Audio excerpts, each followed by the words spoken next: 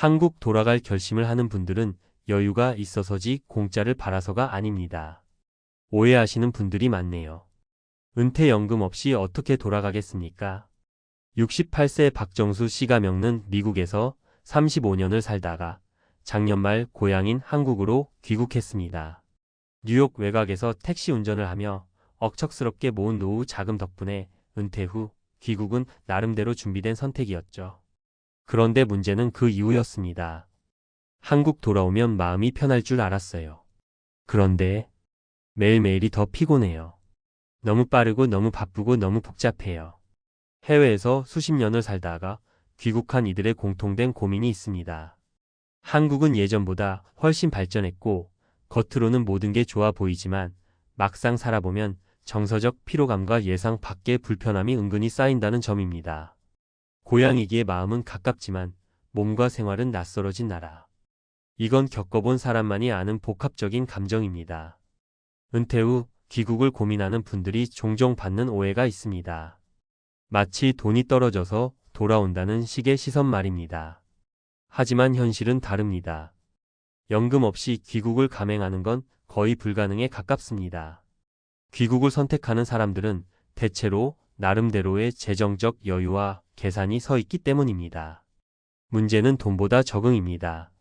박정수 씨의 경우 매달 약 300만 원가량의 미국 소셜연금과 자산 수익이 있어 생활에는 무리가 없습니다. 그런데도 불구하고 그는 말합니다. 미국에선 혼자 살아도 외롭지 않았어요. 조용하고 단순했으니까요. 그런데 한국에선 조용할 틈이 없어요. 다들 너무 바쁘고 너무 예민해요. 작은 일에도 스트레스가 배가 됩니다. 이런 사례는 드문 일이 아닙니다. 최근 귀국자 모임이나 커뮤니티에서도 비슷한 호소가 늘고 있습니다. 다음은 대표적인 3가지 귀국 후 어려움 사례입니다. 첫째, 생활 환경의 차이가 불편함으로 다가온 경우.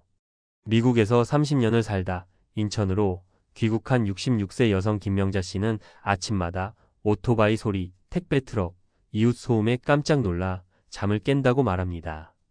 미국은 조용했어요. 여긴 왜 이렇게 소란스러운지 처음엔 신경이 예민해져서 두통까지 왔습니다. 익숙했던 고요한 일상이 사라지자 정신적인 피로감이 커졌다는 이야기입니다. 둘째, 병원 행정 시스템의 차이로 인한 스트레스. 70세 박노식 씨는 귀국 후 건강검진을 받으려다 병원 시스템의 복잡함에 진이 빠졌다고 합니다. 미국에선 예약 하나면 끝인데 한국은 접수하고 기다리고 번호표 뽑고 또 다른 층 가야 하고 너무 정신없어요. 의료는 좋지만 시스템은 피곤합니다. 특히 노년층에게는 이런 복잡함이 건강보다 더 큰 스트레스로 작용합니다. 셋째, 인간관계에서 오는 피로감. 한국 특유의 눈치 문화와 관계의 밀도는 해외 생활에 익숙해진 사람들에게 예상 밖의 피로를 안겨줍니다. 미국에서 40년 살다 온 72세 이중섭 씨는 이웃이 수시로 집에 들러 밥을 먹자고 하거나 왜 혼자 있느냐며 걱정을 하는 게 너무 부담스러웠다고 말합니다. 외롭지 않냐고요? 아니요, 이게 더 외롭습니다. 나를 진짜로 이해하는 사람은 없으니까요. 은퇴 후 귀국을 고민하고 있다면 단순히 돈이나 그리움만으로는 부족합니다. 정서적 적응력, 생활 환경의 이해, 그리고 건강과 커뮤니티에 대한 준비까지 종합적으로 고려해야 합니다. 실제로 전문가들은 귀국 전 최소 3개월 이상 한국에 시험 체류를 권장합니다. 단기 렌트나 친척 집에 머물며 병원, 은행, 대중교통, 마트, 동네 생활 등을 경험해보는 것이 반드시 필요하다는 것이죠. 또 하나 중요한 건 관계에 대한 기대치를 낮추는 것입니다. 고향이라고 해서 반겨주는 사람만 있는 것도 아니고 옛 친구들이 여전히 같은 마음일 거란 보장도 없습니다. 오히려 적당한 거리감, 새로운 취미와 커뮤니티의 개발이 더 현실적인 해결책이 될 수 있습니다. 요즘처럼 한치 앞도 모르는 시대에 귀국은 큰 결단입니다. 단순히 감정이나 향수로 내리는 결정이 되어선 안 됩니다. 한국의 편리함, 따뜻함도 분명 있지만 그만큼 빠른 속도, 예민한 사회 분위기 생활 방식의 차이도 존재합니다. 미국처럼 여유로운 공간은 없지만 대신 가까운 병원, 치안, 대중교통의 장점이 있죠. 결국 중요한 건 어디에 사느냐가 아니라 어떻게 살 것이냐입니다. 귀국하니까 오히려 내가 늙었다는 사실이 더 실감 나더군요. 박정수 씨의 말은 우리 모두에게 큰 울림을 줍니다. 귀국은 끝이 아니라 또 다른 시작입니다. 지금 귀국을 고민하고 계신가요? 그렇다면 적어도 한 가지는 분명히 준비해야 합니다. 한국의 현실을 있는 그대로 받아들일 수 있는 마음가짐. 그리고 연금보다 더 중요한 적응력입니다. 네, 앞서 이야기한 귀국 후 불편함은 단순한 문화 충돌 그 이상입니다. 전문가 관점에서 보면 이건 일종의 영문화 충격 리버스 컬처 샤크 현상으로 분류됩니다. 즉, 오랫동안 해외에 살다가 고향으로 돌아왔을 때 오히려 그곳에 적응하지 못하고 심리적 혼란과 외로움을 겪는 것을 말하죠. 많은 이들이 이제 고향이 내 자리가 아닌 것 같다며 정서적으로 큰 소외감을 느끼는 이유가 바로 여기에 있습니다. 귀국 전 반드시 준비해야 할 3가지 핵심 항목. 1. 돈보다 중요한 적응력 연습 사전 체험이 필수입니다. 귀국 후 가장 흔한 실패는 살아보고 알겠다는 막연한 기대 때문입니다. 전문가들은 반드시 사전 체류 기간을 가질 것을 조언합니다. 최소 1개월, 이상적으로는 3개월 이상 국내에 머물며 본격 귀국 전에 다음 항목들을 체크해 보세요. 내가 살고 싶은 지역의 생활 환경은 어떤가요?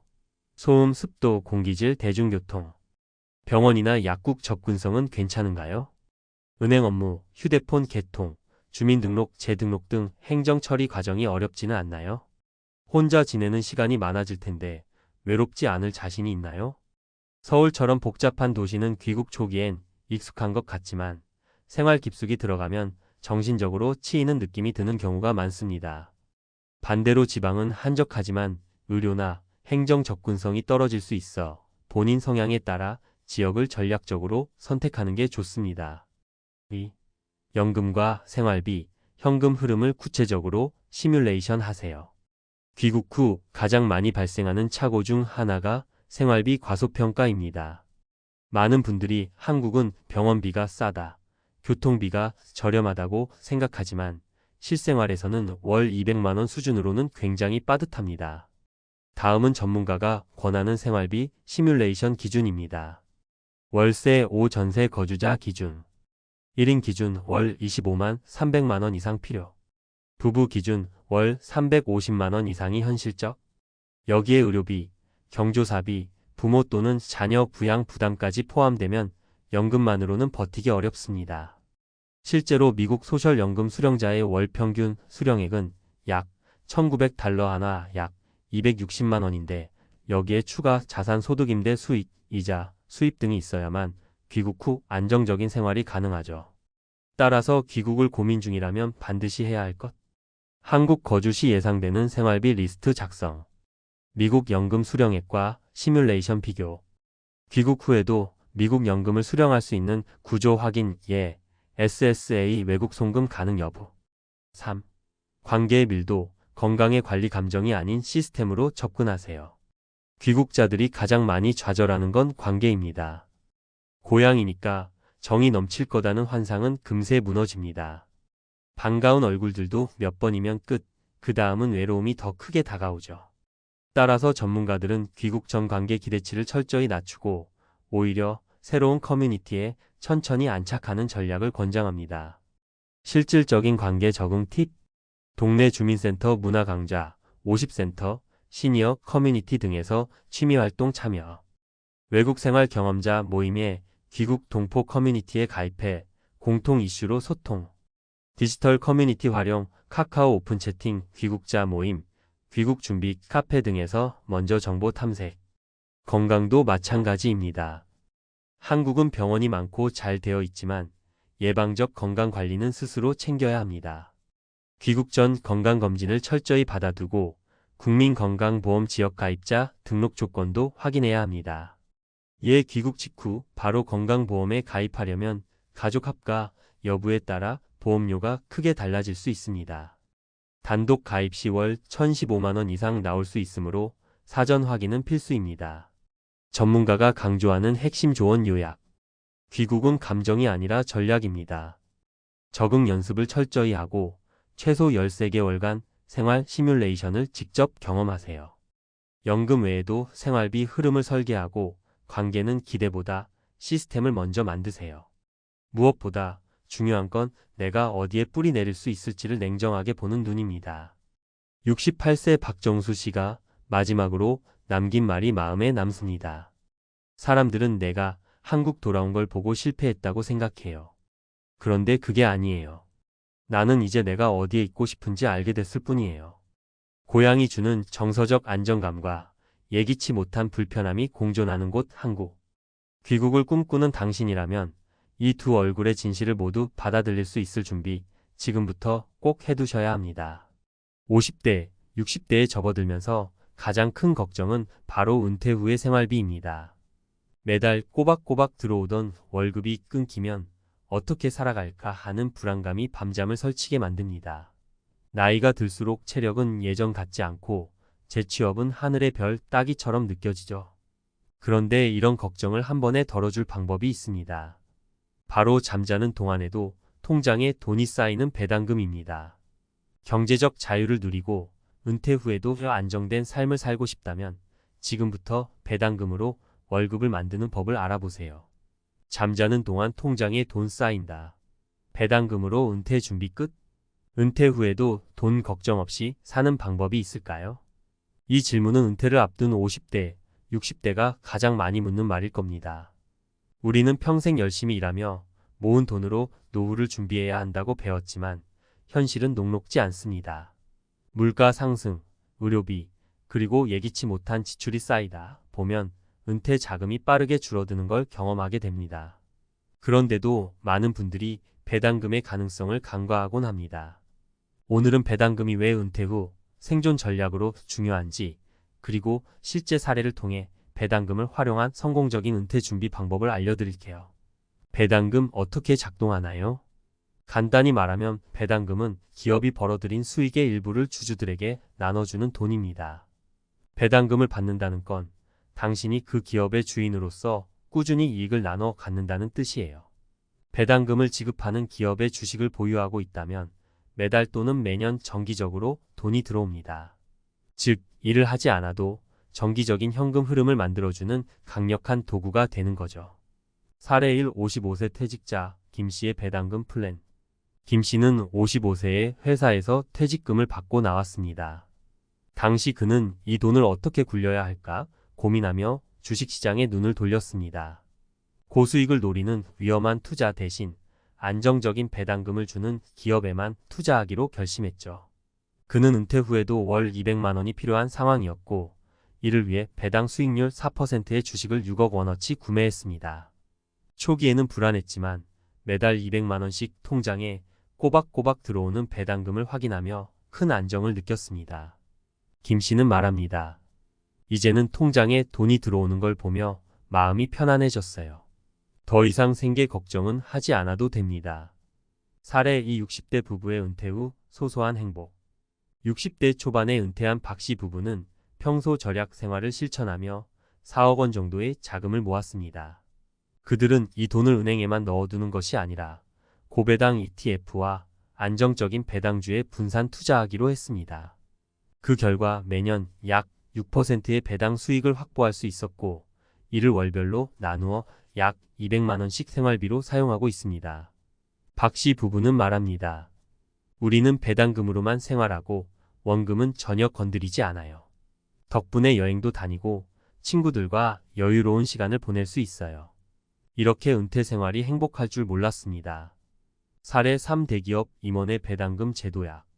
대기업 임원으로 퇴직한 최 씨는 퇴직금으로 10억 원을 받았지만 매달 들어가는 고정비가 부담스러웠습니다. 가족의 생활비, 자녀 교육비 등으로 돈이 빠르게 줄어드는 걸 보며 고민에 빠졌죠. 그러다 배당금 투자를 알게 됐습니다. 최 씨는 국내 고배당주뿐 아니라 해외 배당주에도 투자하며 포트폴리오를 구축했습니다. 지금은 매달 500만 원 이상 배당금이 들어오며 내가 왜 이렇게 늦게 시작했을까 후회할 정도로 만족하고 있습니다. 이제는 돈 걱정 없이 내가 하고 싶은 일에 집중할 수 있습니다. 더 많은 사람들에게 배당금 투자를 추천하고 싶어요. 배당금으로 은퇴 준비 어떻게 시작할까? 배당금을 활용한 은퇴 준비는 복잡하지 않습니다. 하지만 몇 가지 원칙을 지키는 것이 중요합니다. 안정적인 기업 선택. 고수익을 자랑하는 위험한 주식 대신 오랫동안 꾸준히 배당금을 지급해온 안정적인 기업에 투자하세요. 이는 재정적인 안정성을 보장합니다. 분산 투자. 한 기업에 올인하지 말고 여러 기업과 배당 ETF의 분산 투자에 위험을 줄이세요. 현금 흐름 확인. 투자 전 배당금이 얼마나 꾸준히 지급되는지, 그리고 세금 등 실질적으로 받을 금액을 꼼꼼히 계산하세요. 왜 배당금이 은퇴 전략의 핵심인가? 배당금은 단순히 돈을 버는 수단이 아닙니다. 안정적인 현금 흐름을 제공하면서도 원금을 건드리지 않으니 은퇴 후에도 자산이 고갈되지 않게 해줍니다. 또한 배당금을 활용하면 경제적 자유를 얻고 원하는 삶을 설계할 수 있습니다. 당신도 배당금으로 통장을 채울 수 있습니다. 지금은 누구나 배당금 투자를 시작할 수 있는 시대입니다. 배당금은 은퇴 후의 불안감을 덜어줄 강력한 도구가 되어줄 것입니다. 지금 시작하세요. 오늘의 작은 결정이 평생의 안정을 가져다 줄지도 모릅니다. 잠자는 동안에도 돈이 쌓이는 그 기쁨을 직접 경험해 보세요.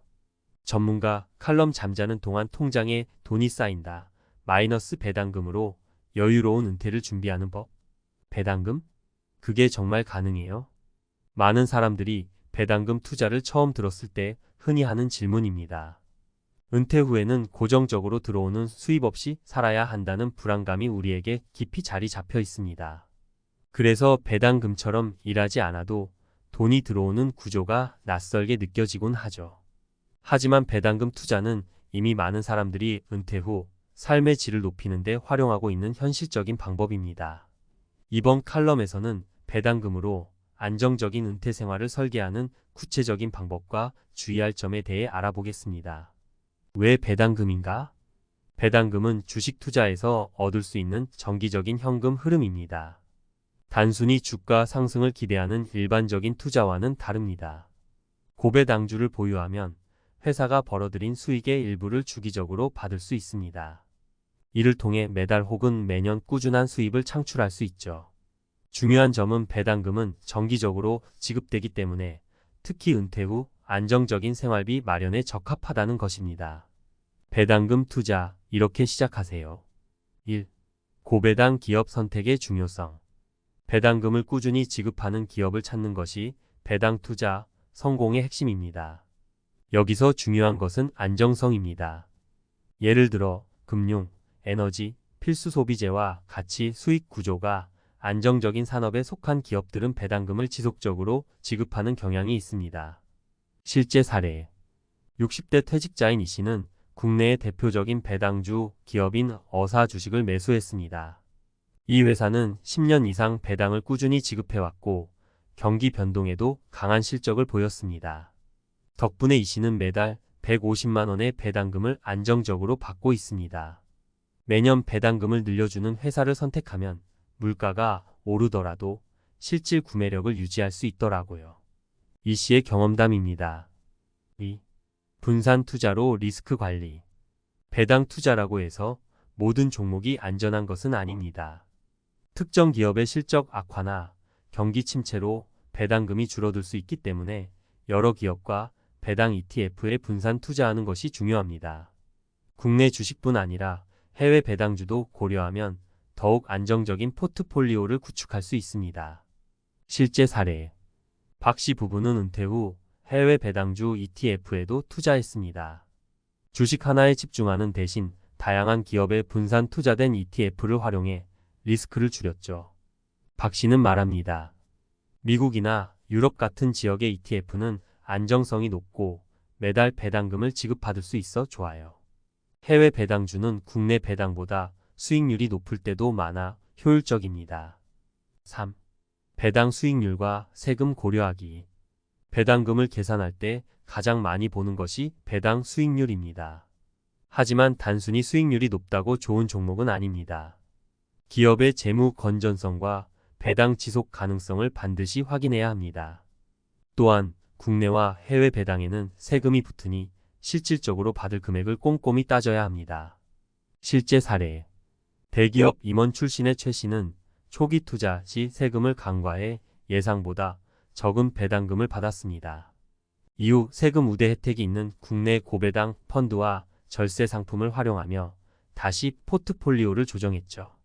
배당금을 잘 설계하려면 세금을 꼭 고려해야 합니다. 세후 수익률이 진짜 수익률이에요. 최 씨의 조언입니다. 배당금 투자 시 피해야 할 함정. 1. 너무 높은 배당 수익률에만 집중하지 마세요. 수익률이 지나치게 높은 주식은 오히려 위험 신호일 수 있습니다. 배당금 지급을 유지하기 위해 회사가 빚을 내거나 재무 상태가 악화된 기업일 가능성이 크기 때문입니다. 2. 모든 돈을 배당주에 몰지 마세요. 배당주는 안정적인 현금 흐름을 제공하지만 갑작스러운 시장 변동이나 기업의 배당금 감소 같은 리스크가 존재합니다. 전체 자산의 일부만 배당주에 투자하고 나머지는 예금, 부동산, 다른 금융 상품으로 분산해야 합니다. 3. 단기적 관점으로 접근하지 마세요. 배당금 투자는 장기적인 관점에서 접근해야 합니다. 주식 가격의 일시적인 하락에 흔들리지 않고 배당금을 꾸준히 받을 수 있는 포트폴리오를 유지하는 것이 중요합니다. 배당금으로 은퇴 준비, 지금 시작해야 하는 이유. 배당금 투자는 지금부터 준비해야 은퇴 후 큰 효과를 볼 수 있습니다. 50대부터 준비하면 60대, 70대에는 안정적인 현금 흐름을 만들어 여유로운 삶을 살 수 있죠.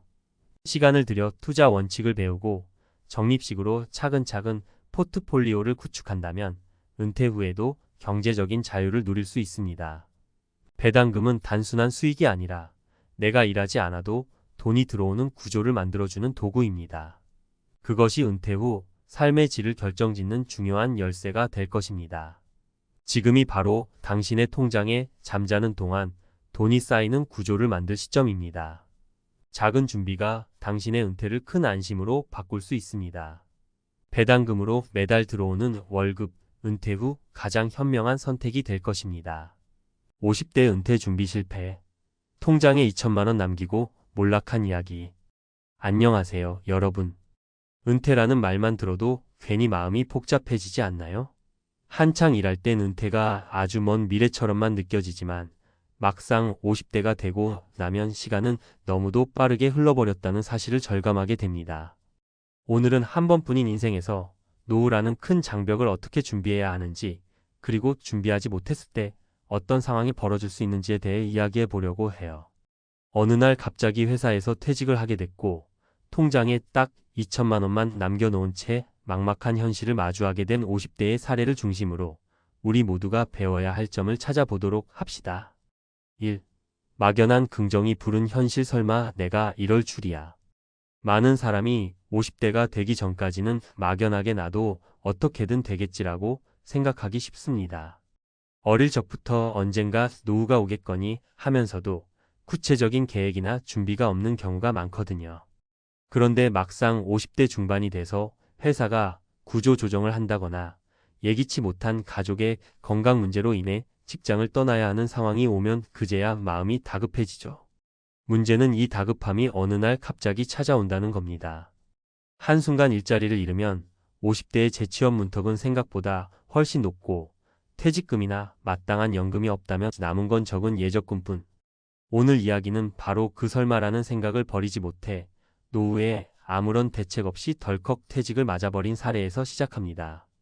첫 번째 사례. 계속 잘 될 줄 알았는데. 상황건설업에 종사하던 어씨 55세. 30대 중반부터 꽤 오랫동안 계속 현장에서 일하면서 수입이 좋았습니다. 한창 건설 호황을 누리던 시기라 오랜 시간 준수한 급여를 받았고 현장 수당도 쏠쏠했어요. 그래서 어씨는 매달 월급 중 일부를 적금으로 부어두긴 했지만 자녀 학자금이나 자기개발 비용 등에 더 치중했지 정작 은퇴 후를 위한 연금이나 투자는 신경 쓰지 않았죠. 전개 50대 초반 대형 건설사의 구조조정 흐름에 따라 어씨의 고용 상태가 불안정해졌습니다. 현장 인력 감축이 급격히 진행되다 보니 55세를 막 넘은 어씨도 갑작스럽게 명예퇴직 권고를 받았어요. 예상보다 이른 은퇴였죠. 그런데 문제는 바로 이때부터 터져 나왔습니다. 그동안 일하면서 비교적 높은 소득을 벌었음에도 불구하고 막상 퇴직금을 받고 나니 모아둔 돈이 2천만 원 남짓밖에 안 된 겁니다. 게다가 아이가 아직 대학 재학 중이었고 월세살이를 전전하던 터라 상황은 더욱 악화됐죠. 결과 씨는 계속 건설 경기가 좋을 테니 60대 중반까지는 현장에서 일할 수 있겠지라고 안일하게 생각했습니다. 막연한 긍정이 부른 결과 퇴직이 코앞이 되어서야 노후 준비가 거의 없었다는 사실을 깨닫게 됩니다. 조급한 마음에 소규모 자영업을 시작했지만 사업 경험도 없는 상태에서 하려다 보니 적자를 면치 못했고 결국 퇴직금도 빠른 속도로 소진되고 말았습니다. 설마 내가 이럴 줄 몰랐다고 씨는 한탄했지만 이미 상황은 돌이키기 어려웠죠. 이 사례에서 볼 수 있듯이 막연히 어떻게든 되겠지라는 생각에 빠져 제대로 된 은퇴 계획 없이 시기를 놓쳐버리면 막상 퇴직 후에 엄청난 압박감이 몰려옵니다. 은퇴 후에 뭘 해야 할지, 생활비는 어떻게 조달해야 할지, 연금이나 의료비는 어떻게 충당해야 할지 등등. 한 번에 여러 문제가 터지니 대응이 쉽지 않아요. 2. 중년이 겪는 현실적 문제 취업 부양 건강. 은퇴가 막연한 미래가 아닌 당장의 현실이 되어버리면 의외로 많은 문제들이 동시다발적으로 터집니다. 여러분도 50대 이후에 겪을 수 있는 3가지 대표적인 고민거리에 대해 한번 살펴보세요. 취업 문제. 50대의 재취업의 문은 생각보다 좁습니다. 게다가 대기업에서 일하다가 갑자기 무작정 소기업이나 중소기업을 알아보려 해도 연봉이나 처우가 크게 하향 조정될 수밖에 없습니다. 경험이나 경력 자체를 인정받기가 쉽지 않은 것도 문제고요. 부양 문제. 자녀가 아직 공부를 마치지 않았다면 학자금 문제가 발등에 불이 됩니다. 만약 부모님이 생존해 계시고 요양이나 간병이 필요하다면 부양 비용도 무시 못할 수준이죠. 건강 문제. 50대 이후엔 본인도 병원 갈 일이 잦아집니다. 고혈압, 당뇨, 퇴행성 관절염 등 돈 들어갈 때가 많아지죠. 결국 의료비 부담이 커져가고 연금이나 저축 외에 목돈이 필요한 상황이 벌어집니다. 2번째 사례. 한 번에 큰 지출이 모든 걸 흔들어 놓았다. 상황. B씨 53세는 중소기업 관리직으로 20여 년 일해왔습니다. 중소기업이라 대기업만큼 복리후생은 좋지 않았지만 그래도 꾸준히 월급을 모아 적금과 보험 몇 가지를 들어둔 상태였어요. 큰딸이 대학에 다니고 둘째 아들은 고등학생이었지만 아직까지 크게 돈 들어갈 일은 없었습니다. 전개 문제는 B씨가 50대에 접어들면서 허리 디스크가 심해진 겁니다. 하루아침에 수술을 하게 됐고 재활치료까지 해야 해서 퇴직을 할 수밖에 없었어요. 회사를 오래 다녔지만 중소기업이라 퇴직금이 그리 많지 않았습니다. 모아둔 저축 대부분이 부부의 생활비와 병원비 그리고 학자금으로 빠르게 소진됐죠. 남은 돈이라고는 2천만 원 정도. 적금은 이미 중도해지해서 손해를 감수해야 했고 의료비 부담은 생각보다 훨씬 컸습니다. 결과 B씨는 은퇴 준비가 전혀 없었던 것은 아닙니다. 하지만 적금과 보험 정도로는 예측 못한 의료비 지출과 생활비 공백을 메꾸기에 역부족이었죠. 결국 B씨는 경비직, 배달 아르바이트 등으로 떠밀리듯 일자리를 전전하고 있어요. 나는 퇴직할 만큼 나이가 안 됐는데 이른 병환 때문에 삶이 고달파졌다고 호소합니다. 이렇듯 은퇴 시기가 정확히 맞춰져서 이제 60세가 됐으니 연금 받고 차근차근 준비해야지 하는 그림은 생각보다 드뭅니다. 인생에서 어떤 돌발 상황이 생길지 아무도 알 수 없기 때문에 노후 준비는 생각보다 훨씬 일찍 그리고 넉넉하게 시작해야 해요. 3. 자영업만이 답일까? 아니란 판단의 함정. 많은 분들이 퇴직 후에 자영업을 자연스럽게 생각합니다. 오랫동안 회사에서 일했으니 이제는 내가 사장 노릇 한번 해보자는 마음이 들 수 있죠. 하지만 자영업은 전문성이나 준비 없이 시작하면 성공보다 실패할 가능성이 훨씬 큽니다. 가게를 열고 초반에 인테리어, 권리금 등으로 목돈이 들어가는데 그 비용을 회수하기까지 상당한 시간이 걸리거든요. 만약 생활비까지 그 자영업에서 충당해야 한다면 금전적 압박은 훨씬 더 심해집니다. 3번째 사례. 가게만 내면 잘 될 줄 알았는데. 상황. CC 56세는 30년 가까이 판매직으로 일해온 경력이 있습니다. 생필품부터 가구, 전자제품까지 다루어 봤고 영업 성과도 나쁘지 않았어요. 그래서 55세에 회사 구조 조정으로 나온 뒤 퇴직금과 모아둔 약간의 돈을 보태 동네에 작은 마트를 열었습니다. 정계 처음에는 판매 경력이 오래됐으니 내가 직접 마트를 운영해도 잘 될 거야 라고 믿었죠. 그런데 막상 시작해보니 예기치 못한 비용이 계속 드는 겁니다. 입지 좋은 곳을 찾느라 월세가 비싸졌고 물류 비용이며 초도 물품 구비 등으로 초기 비용이 생각보다 훨씬 컸어요. 경쟁 업체가 많다 보니 마진도 높게 잡기 어렵고 주말과 공휴일에도 쉬지 못하니 몸과 마음이 지쳐갔습니다. 손님 유입이 적은 날에는 오히려 고정비 때문에 손해를 보기도 했고요. 결국 1년 반 만에 가게를 정리했는데 거의 남는 게 없었습니다. 오히려 마이너스가 되었고 퇴직금은 이미 털어 넣어버렸죠. 그냥 회사 다닐 때 마련해둔 퇴직금과 저축을 지킬 걸 그랬다며 후회했지만 이미 늦었습니다. CC는 다시 구직 활동을 하려 해도 나이와 조건 때문에 쉽지 않았죠. 자영업이 나쁘다는 얘기가 아니라 준비 없이 뛰어드는 것은 정말 위험하다는 점을 강조하고 싶어요. 특히 50대 이상 분들은 목돈 한번 잘못 투자했다가 모든 걸 날려버릴 수도 있거든요. 4. 그렇다면 지금 우린 무엇을 해야 할까? 자, 그렇다면 이런 상황에서 우린 뭘 해야 할까요? 솔직히 어떤 사람이든 오늘 당장 모든 준비가 완벽하게 되어 있지는 않을 겁니다. 중요한 건 이제부터라도 늦지 않았다는 마음가짐으로 구체적으로 하나씩 준비해 나가는 거예요. 재무점검부터 시작. 현재 내가 가진 돈이 얼마인지, 매달 들어오는 소득은 어떻게 되는지, 빚이나 대출은 어느 정도인지부터 꼼꼼히 따져봐야 합니다. 설마 하다 보면 어떻게든 되겠지는 금물이에요. 현실을 직시하는 게 첫걸음입니다. 공적연금과 사적연금 점검, 국민연금, 퇴직연금, 개인연금 등 내가 받을 수 있는 연금이 얼마나 되는지 미리 계산해 보세요. 필요하다면 추가적으로 연금저축이나 IRP 등에 가입하는 것도 고려해야 합니다.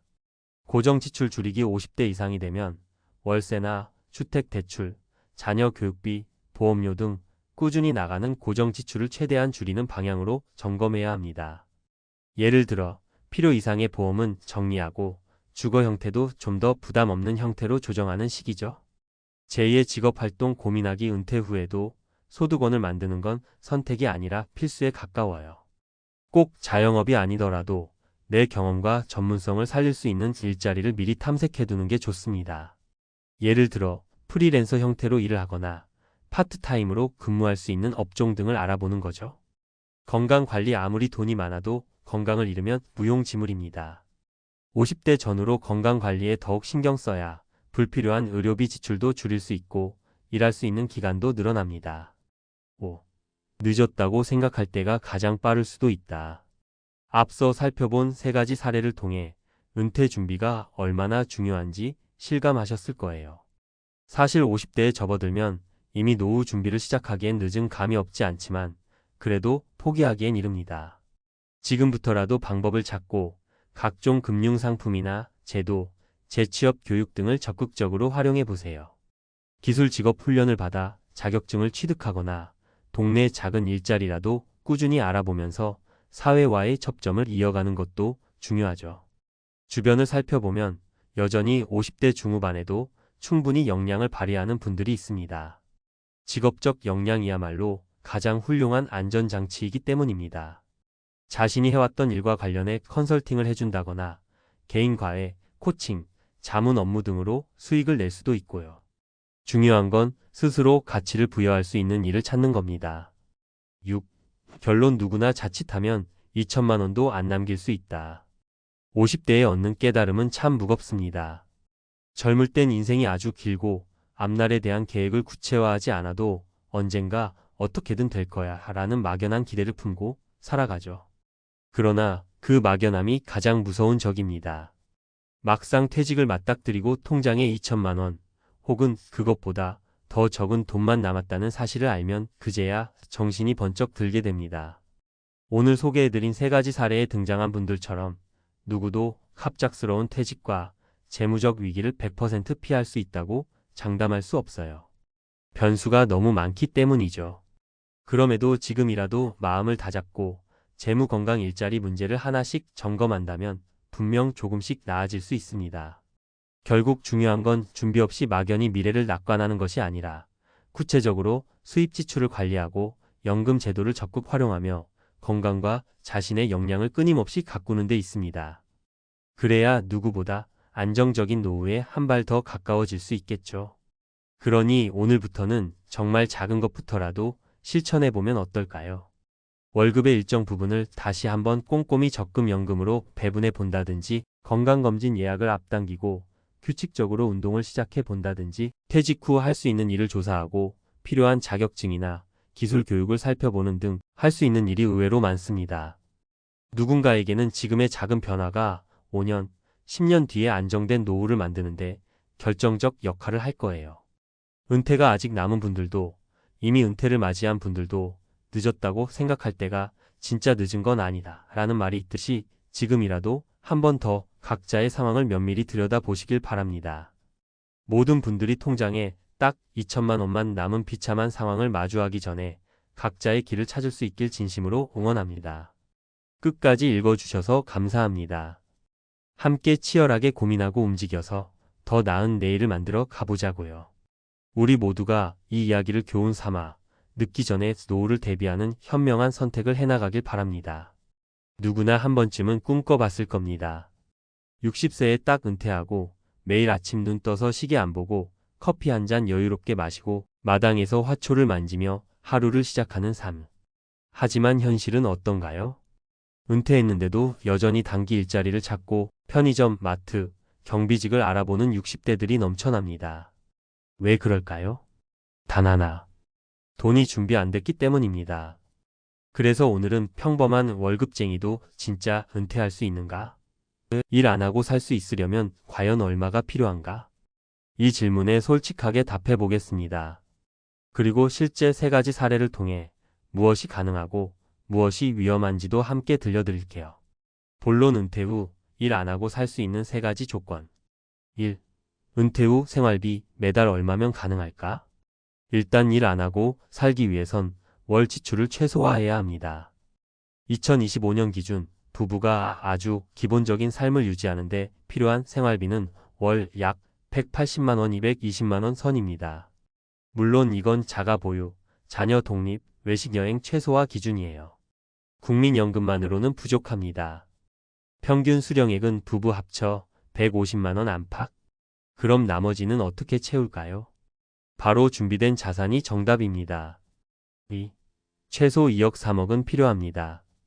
60세에 은퇴해서 90세까지 30년을 산다고 가정하면 매달 200만 원, X 12개월, X 30년 약 7억 2천만 원입니다.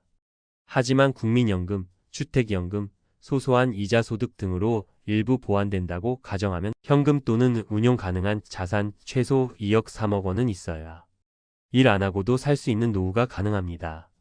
즉 월급쟁이도 은퇴 가능합니다. 단, 이 기준을 충족하면 말이죠. 3. 은퇴 전부터 소득을 끊지 않는 전략도 있다. 꼭 많은 자산이 없더라도 은퇴 후에도 부담 없는 소득원이 있다면 삶의 질은 달라집니다. 예를 들어 작은 월세 수입, 배당금 50만 원, 유튜브 채널, 블로그 광고 수입, 부업 형태의 가벼운 재능 나눔, 온라인 강의 등.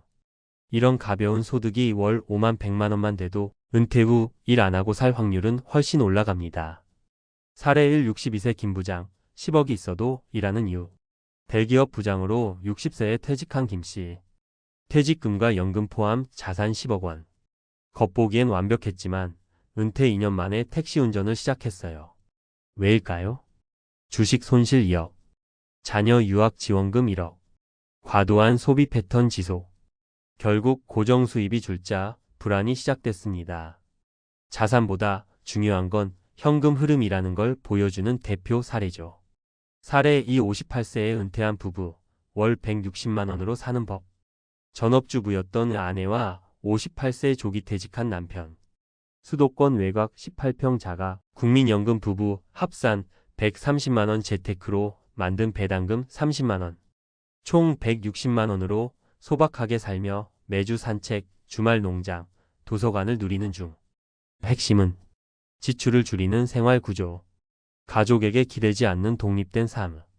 소비보다 시간의 가치를 높게 여긴 철학입니다. 사례 3 은퇴했지만 매달 70만 원 소득, 자유를 지킨 64세 여성.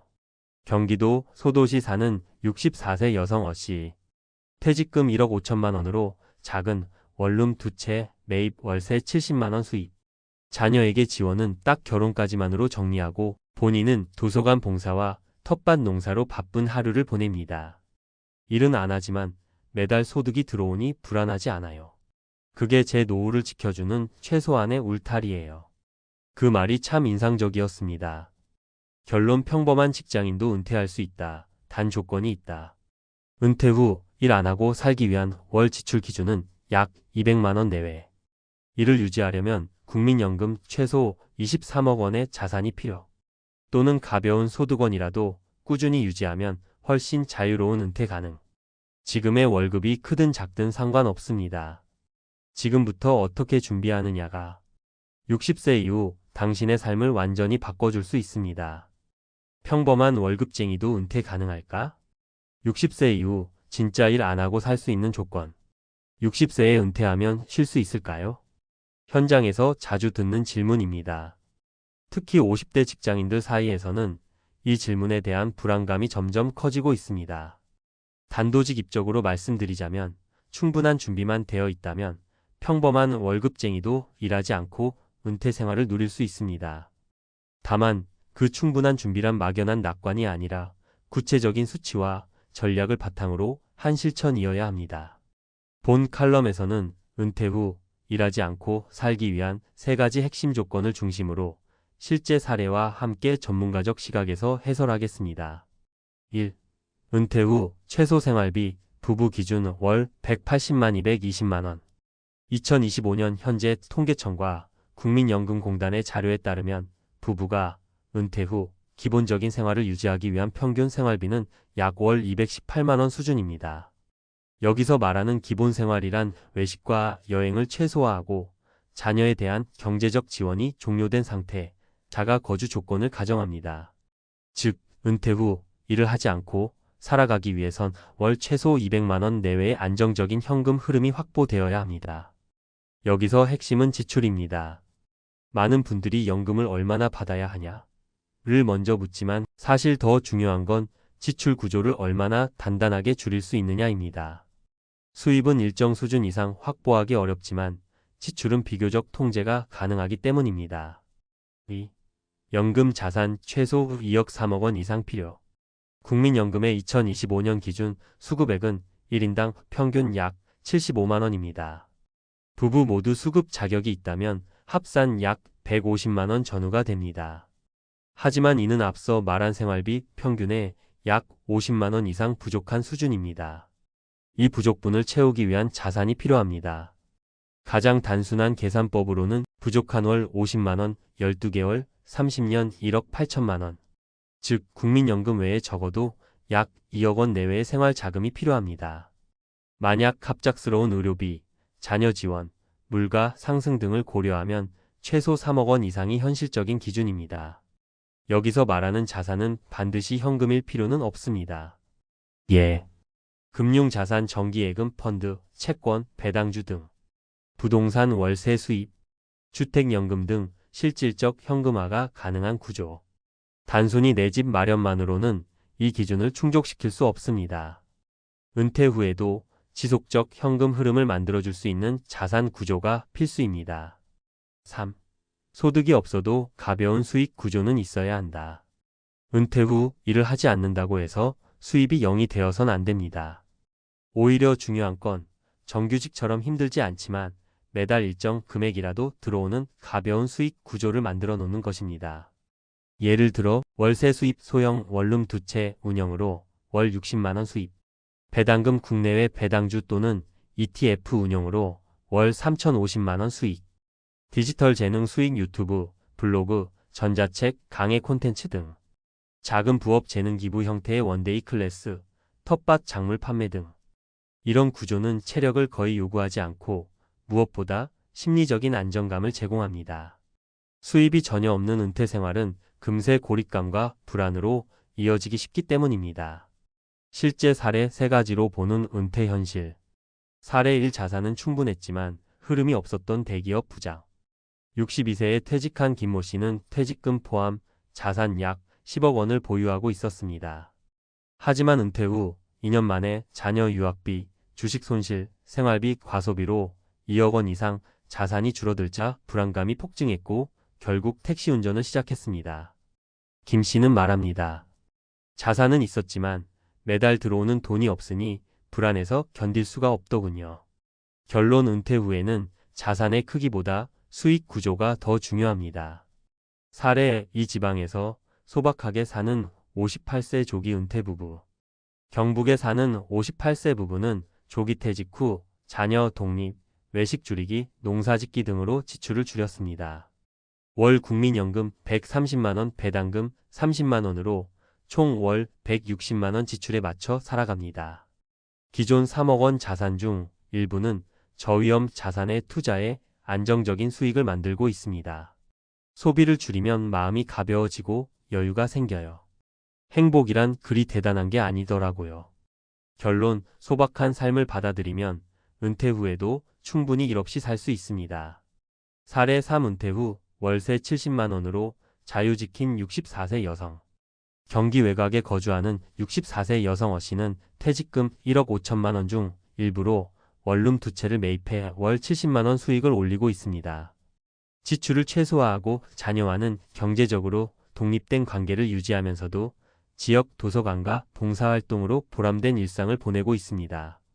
현금이 아닌 흐름이 있는 자산이 저를 자유롭게 만들었습니다.